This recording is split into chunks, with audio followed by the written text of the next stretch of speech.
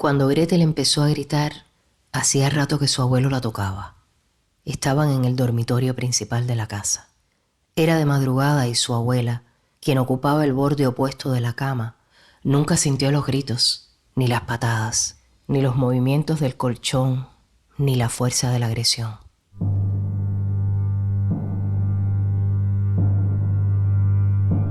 Gretel tuvo una infancia dividida en dos partes, la buena y la mala. La mala empezó esa noche en una casa de cemento y tierra a medio construir en El Cotorro, La Habana, en un barrio que se llama Las Delicias. Gretel tenía 11 años. Ella es Gretel. Mi relación con mis abuelos era muy, muy buena en aquel entonces. Con mi abuela yo siempre estaba con ella porque ella me enseñaba a coser, a manejar la máquina. Con mi abuelo me sentaba a ver la pelota. Siempre fue bastante buena la relación con ellos dos hasta cierto punto, hasta ese día.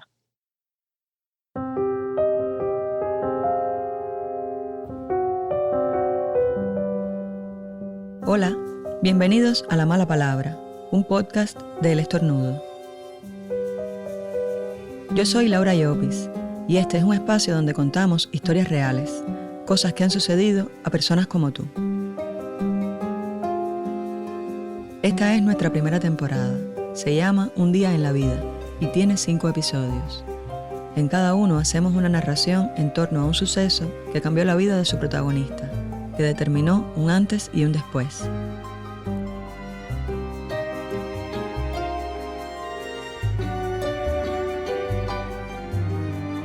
El segundo episodio se titula Gretel.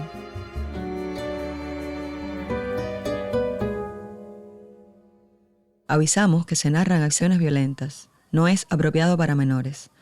También se recrean situaciones que pueden perturbar a víctimas de violencia sexual. A solicitud de la testimoniante, el único nombre real que utilizaremos es el de ella.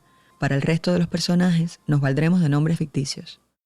Además del testimonio de Gretel, escucharemos en su voz 4 fragmentos de textos escritos por ella. Hoy contamos con la narración de la actriz Laura de la Hoz, y ella cuenta así.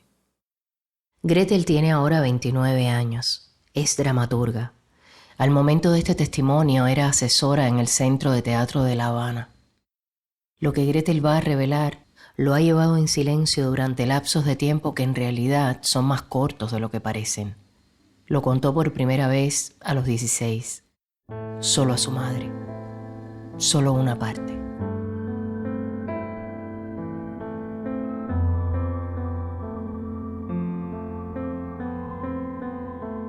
Ver a Gretel solo como una víctima, llamarle víctima, como escribió Belén López Peiró, es convencerla de que le jodieron la vida y de que su historia empieza y termina ahí.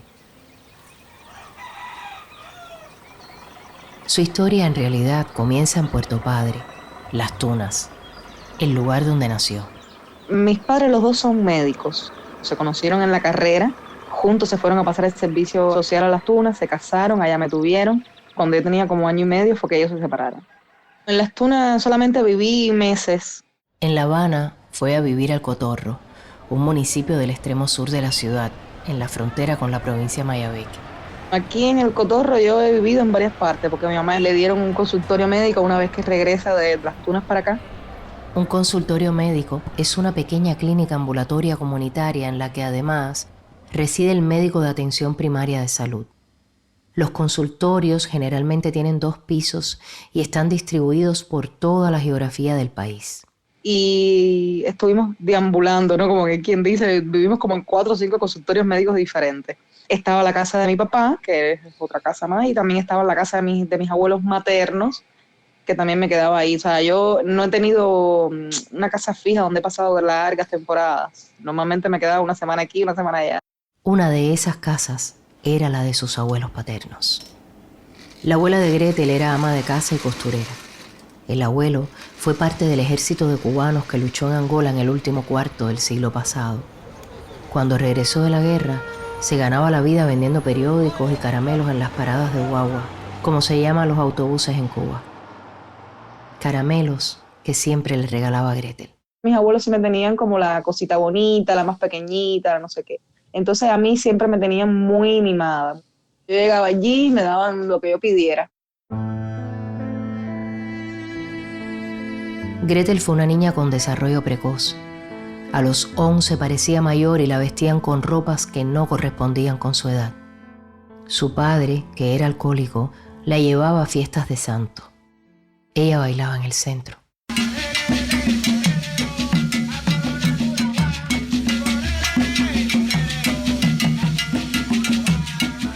Y en aquel entonces para mí eso era algo banal, no me interesaba, lo que me importaba era ser el centro de atención de las fiestas. En Cuba se conocen como fiestas de santo a las celebraciones populares de las religiones afrocubanas. Pero el padre de Gretel ni siquiera era religioso.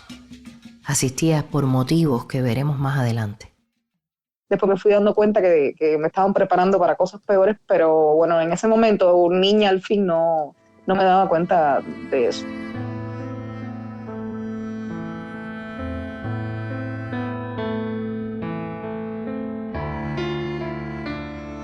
La casa de los abuelos tenía 2 cuartos. En uno había 2 camas pequeñas donde dormían el padre de Gretel y su hermana mayor, que tenía discapacidad mental, la tía Mercedes. Y entonces en el segundo cuarto había una cama camela donde dormían mis abuelos. Cuando yo me quedaba allá, dormía en el medio de ellos. Y una noche del verano de 2005... Esa noche, Dios mío. Perdón. Como de costumbre, yo me bañé, nos pusimos a ver la tele.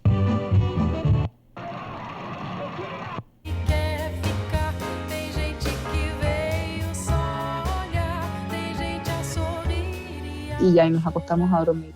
Había un calor horrible, horrible, horrible, horrible, horrible. Y yo recuerdo que yo me llegué a quedar dormida, pero en medio de la noche empecé a sentir que me estaban tocando, ¿no? Y al principio pensé que era mi abuelo que estaba como tratando, como hacía normalmente, ¿no? Tratando de taparme con la sábana o algo así, ¿no? Pero bueno, después me di cuenta que no, que al contrario lo que estaba haciendo era destapándome, ¿no? Entonces yo me viraba boca abajo para evitar que me siguiera tocando y entonces él me volvía a virar boca arriba, me hacía fuerzas. Entonces llegó un momento en el que yo empecé a darle patadas a mi abuela que estaba al otro lado mío y mi abuela nunca respondió, simplemente estaba virada de espalda a mí y nunca respondió. Ella se pasó toda la noche quieta y yo sí recuerdo que hubo un momento que ya empecé a llorar, empecé a llamar a mi tía, empecé a llamar a mi padre y no respondían, que no sé por qué no respondían, porque esos cuartos se comunicaban, o sea, para entrar al segundo cuarto donde estaban mis abuelos tenías que pasar por el primero que era donde estaban mi padre y mi tía y no tenían puertas. Entonces yo empecé a gritar y lo único que recuerdo que estaba acompañando mis gritos era un perro en la casa vecina que al parecer por mi grito, como era de madrugada, se asustó y empezó a ladrar. Y llegó un momento en el que yo empecé a sentir unos dolores como en las costillas, porque tenía el peso de él arriba de mí, ¿no? Y él era un hombre muy alto, pero para mí, ¿no? En aquel entonces que era una niña, un hombre grande, fuerte. Entonces al tener eso arriba de mí, empecé a sentir un dolor en las costillas, como que estaba teniendo presión. Y eso me empezó a dar falta de aire. Y llegó un momento en el que yo perdí la conciencia.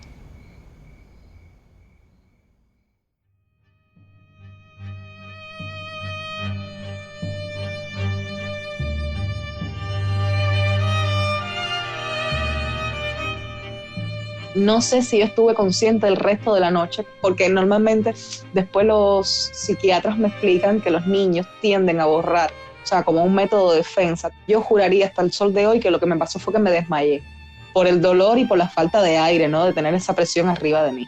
Al día siguiente, Gretel se despertó con mucho dolor. Las piernas no le respondían y no podía caminar. Lloraba y pedía que llamaran a su mamá. Cuando mi madre llegó a buscarme, yo estaba sudando, temblando y con mucha fiebre, con mucha fiebre.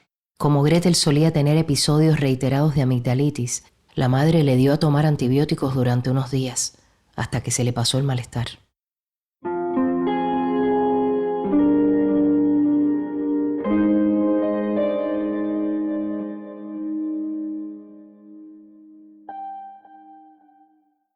Después de esa noche, mis visitas allí se hicieron más distantes y de tiempos muy cortos.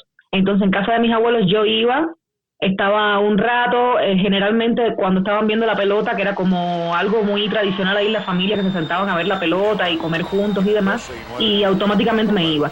Toca la bola por tercera, largo, viene a buscar el tercera, se la deja, y ahí dio la almohadilla. Durante sus cortas visitas, Gretel tenía la precaución de no quedar a solas en ningún espacio de la casa, y cada vez que presentía que estaría en compañía de su abuelo sin otra supervisión, se iba a jugar a la calle o se acercaba a su tía. Mi abuelo desde ese entonces cayó en un silencio conmigo, apenas me hablaba o me dirigía la palabra, pero incluso hasta con mi abuela me puse distante, y ya creo que eventualmente llegó un momento en el que ya yo no iba ni a verlos. Gretel no puede recordar con exactitud cuántas veces regresó a ver a sus abuelos, pero fueron muy pocas. Algo más que una rutina familiar se había roto. En mi memoria se creó como una especie de bloqueo que no me permitió recordar lo que sucedió aquella noche. Yo simplemente sé que había hecho un rechazo a estar en esa casa, a estar con él, pero no recordaba por qué.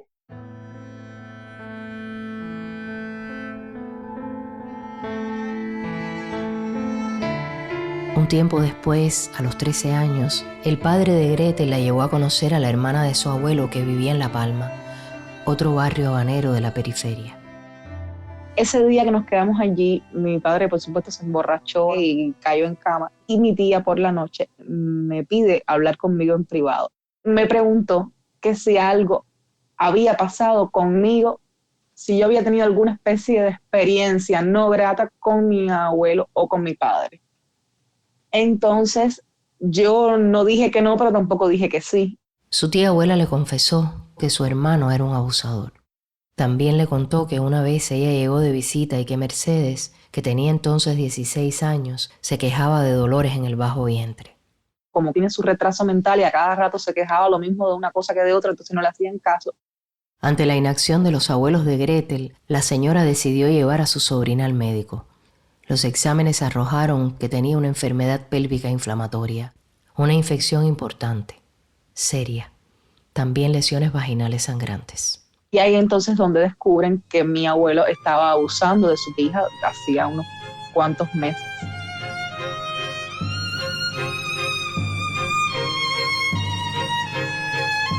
La tía intentó llevarse a la sobrina a vivir con ella, pero su hermano lo impidió.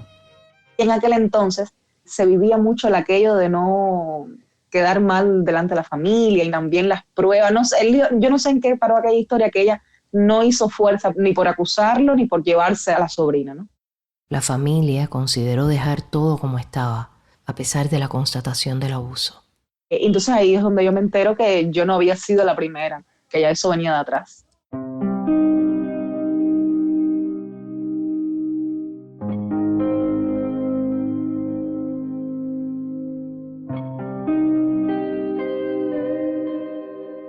Había más historias, no solo la de Mercedes.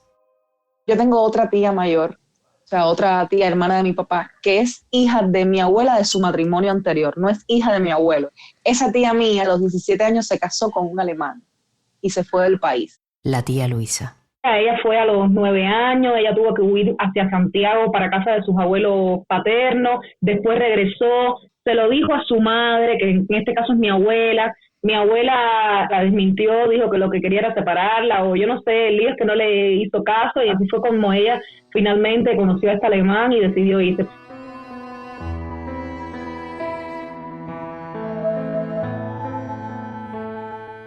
Poco a poco Gretel fue conformando el mapa de quién era su abuelo realmente. Pero evadir aquella casa no significó un escape definitivo para Gretel. Su padre la empezó a usar. Lo que antes fue bailar al centro de una fiesta se convirtió en otra cosa. Me empezó a vender a sus amigos con bailes privados ya más eróticos. Nunca llegué a tener relaciones sexuales directamente con esas personas. Lo único que hice fueron bailes eróticos. Yo bailaba y ellos pagaban por mirarme, porque me quitaran una pieza de la ropa. Estuvo bailando para los amigos de su padre en habitaciones cerradas durante varios meses. Entonces mi mamá fue a buscarme y mi abuela le dijo donde yo estaba, que estaba en una fiesta de santo supuestamente, y cuando mi mamá llegó y vio aquel acto, se encabronó, me sacó de ahí y se tremenda bulla. Por supuesto, amenazó a mi padre que si eso volvía a pasar no me iba a ver más. Gretel tenía 14 años la última vez que vio a su padre. Aquel día se le apareció borracho en la escuela secundaria y brindó una escena lamentable. Ella sintió que ese había sido el límite. No lo volví a ver más. Gretel buscó reconstruir mentalmente un pasado en el que había recuerdos confusos, zonas de silencio y contradicciones. Armó un rompecabezas en el que no todas las piezas cabían en el espacio que ocupaban. De un lado estaba el esperado cariño con el que los abuelos tratan a sus nietos y los padres tratan a sus hijos, mientras del otro había manipulación y abuso.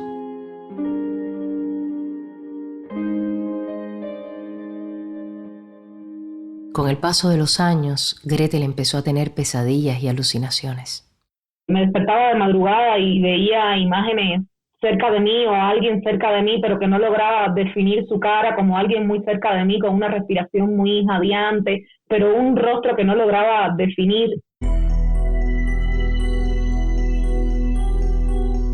Temerosa del desprecio, guardé en castigo las violaciones y muchas otras aberraciones en un tortuoso tormento. Los años pasaron en armonía, fui siempre alumna ejemplar. Poco tiempo después, vivió un evento que la llevó a tener una conversación con su madre. Yo a los 16 años decidí celebrar mi cumpleaños en un campismo y me fui con unas amistades. Un campismo es un sitio turístico popular con infraestructura básica y muy económico para realizar turismo de naturaleza.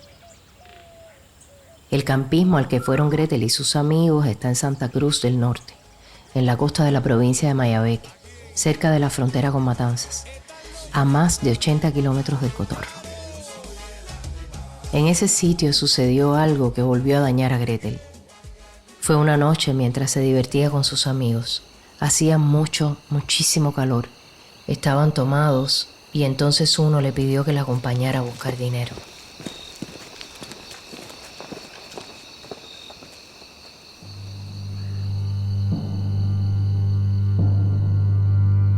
Y en el medio del cuarto ahí me metió con fuerza y bueno, tuvo relaciones conmigo ahí, por no decir que me volvieron a violar.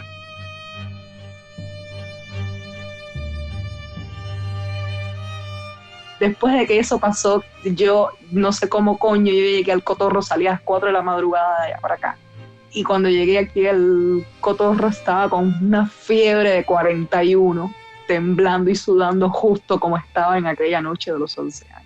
El cuerpo de Gretel respondía otra vez, del mismo modo, a una agresión igual. Y en esa fiebre que mi mamá me estaba bajando, en ese delirio, a mí lo que me dio, en vez de contar lo que me pasó en el campismo, lo que me dio fue por contar lo que pasó a los 11 años. Y ahí fue donde mi mamá se enteró. Y a esa hora mi mamá quería salir a matar a mi abuelo. Y no sé. El abuelo de Gretel nunca fue acusado. Consideraron que ella estaba muy enfermo. Murió de cáncer poco después.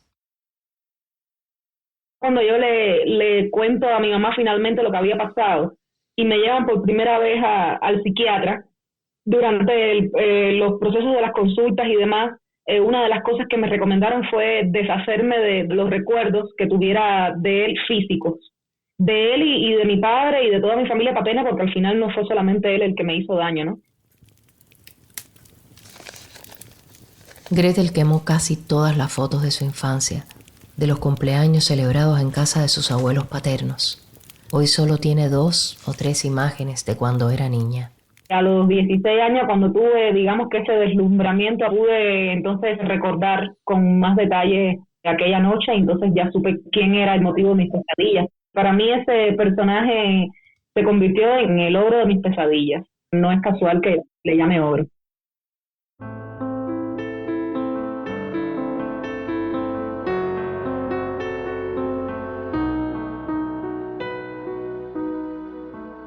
Y aunque la vida caprichosa otra vez me obligue a andar entre la cumbre más misteriosa, sola, cansada y con pesar, no me permite otra cosa que seguir como mis amigos, porque si el ogro no pudo conmigo, no lo hará la Erini envidiosa.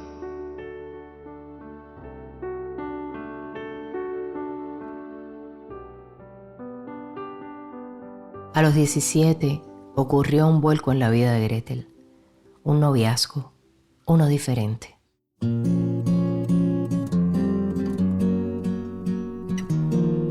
Él es un chico que era instructor de teatro, un muchacho con unos sentimientos muy nobles, que tocaba la guitarra y no sé qué, y escribía poemas, y entonces me mostró el otro lado de la luna, la otra cara de la luna, como aquel quien dice. Se fue a vivir conmigo al consultorio.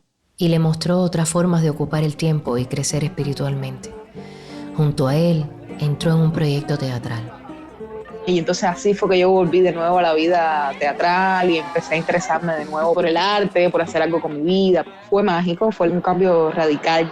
Vivieron juntos 4 años en la vivienda adjunta al consultorio médico de la madre de Gretel. La gente me dice, no, tú quemaste etapa, pero para mí fue un sueño. Imagínate un lugar donde el aire no... Con él yo tuve mi primer orgasmo, porque él me fue muy paciente, me fue ayudando a empezar a conocerme. A los 18, Gretel comenzó a estudiar filología en la universidad, pero dejó la carrera. Antes de matricular artes dramáticas en el Instituto Superior de Arte, trabajó durante un año en el Tribunal Municipal del Cotorro. Era secretaria penal, pero para entonces padecía episodios de depresión que terminaron por sofocar su relación.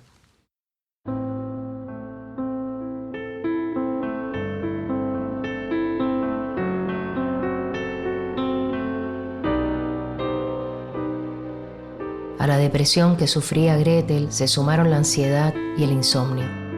Pasaba hasta 5 días sin poder dormir casi nada.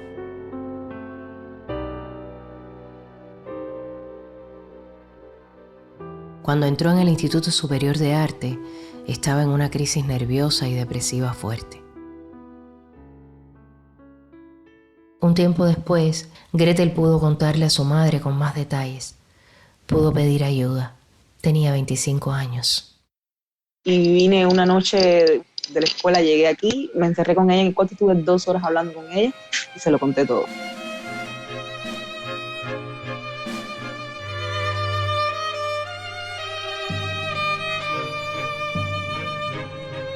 Gretel contó lo que la madre desconocía hasta entonces. Rompió un silencio que no merecía seguir soportando. La madre habló poco. Sintió un dolor abrumador. Ella simplemente estuvo mucho tiempo llorando y después ella quedó en silencio total. Disculpa. En el momento de la grabación de este testimonio, hacía aproximadamente un año que Gretel había superado las crisis. Aunque a veces los recuerdos le provocaban ataques de pánico y de ansiedad. Que de hecho yo escucho un perro ahora ladrar aquí así cerca de mí con un ladrido similar y enseguida me pongo nerviosa. Los caramelos para mí se convirtieron desde entonces en algo que no me gustan. El gofio, que es algo que yo adoraba, a él también vendía bolsas de gofio y yo hace años que no como un gofio. Y el olor a humedad, porque la casa estaba en construcción, entonces el olor a humedad constante y de polvo y cemento en la casa es otra de las cosas así que puedo recordar. Retrato de mujer fue la primera obra teatral que Gretel escribió. La montó y exhibió en la sala Bertolt Brecht. Es la historia de su vida. Si no controlo mis emociones, creo que al menos esto lo explica.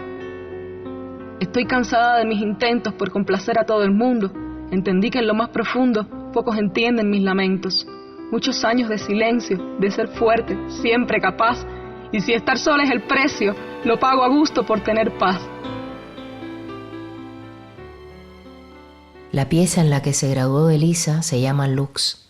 La protagonista es una niña que muere de cáncer. Iban a pasar muchas cosas en esa obra, publicaciones, giras, pero nada se concretó. Cómo la siento, el peso de las alas que me ha tatuado el tiempo.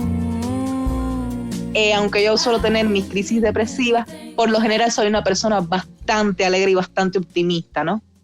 Y trato de no llorar innecesariamente. Y quedan líneas por trazar, esas que en mi rostro se dibujarán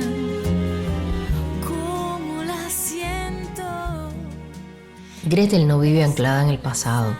Quizás eso la ha llevado a tener muy diversos trabajos.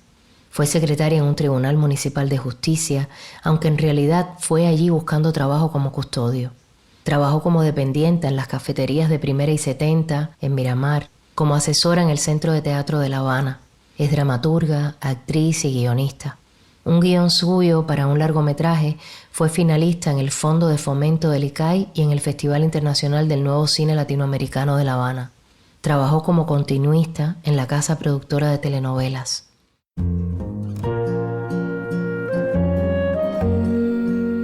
La historia de Gretel no empezó ni terminó a partir de una violación, aquella calurosa noche en la que sus gritos de niña asustada tuvieron como única respuesta los ladridos de un perro.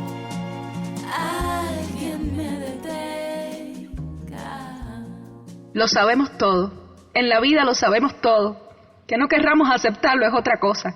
Que leamos libros de autosuperación, que estudiemos tales filósofos, que vayamos a un psicólogo es solamente para sentirnos apoyados, para buscar verdades que no son las que realmente necesitamos escuchar. Dramática, sí. Soy genuinamente visceral y me encanta, porque duele, oh sí que duele. Pero eso me hace sentir que estoy viva, que no estoy vacía y que tengo mucho, mucho que dar.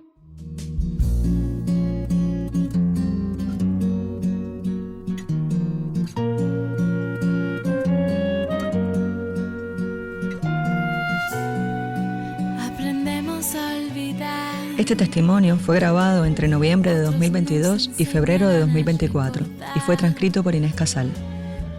El guión es de Melissa Cordero Novo. Narró Laura de la Uz. La edición y mezcla de sonidos son de Irina Carballosa.